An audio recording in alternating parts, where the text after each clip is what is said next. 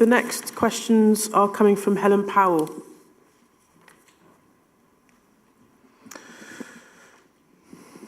So, in terms of the city's role in safeguarding open spaces, yeah, I agree.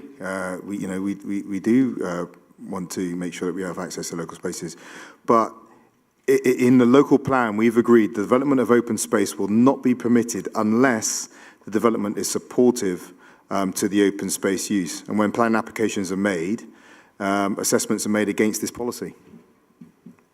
As you know, in our particular case, the problem is, Mr Mayor, that the planning application isn't being made. So there is a 75-year-old lady on Stoke Lodge right now hoping that you will take back control. There's another lady in a motorised wheelchair sitting on a field thinking we elect councillors to do this. Please would you give urgent consideration to suspending landowner consent and councillors to suspending permitted development rights so that you get to take this decision, because tomorrow will be too late. So, obviously, we operate within the law within this organisation. It's gone for the monitoring officer. I really don't have legal power over this. It's gone through the monitoring officer, and that's the situation. It's at least with the school. What I appealed for the other day is in a city of adults, can we find a table that people can sit around and come to some agreement on how the school can get what they need and how the community can have a share of that and get what they need. But I don't have power over this. Mr Mayor, we're keen to talk, but the school won't talk till the fence is up.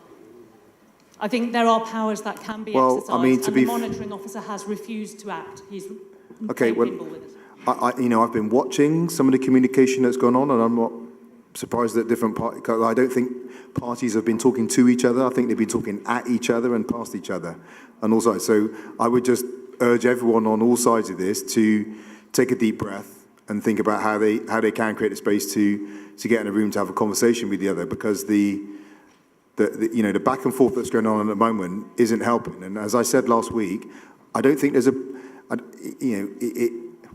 there's only so much you can do through political decision making. At some point, people need to find out a way of working with each other. At the moment, we just need people to get in the room and work it out. I don't have power over this. I'd be more than happy to come to a meeting and be part of a conversation, but I just urge everyone to try and build some kind of relationship here.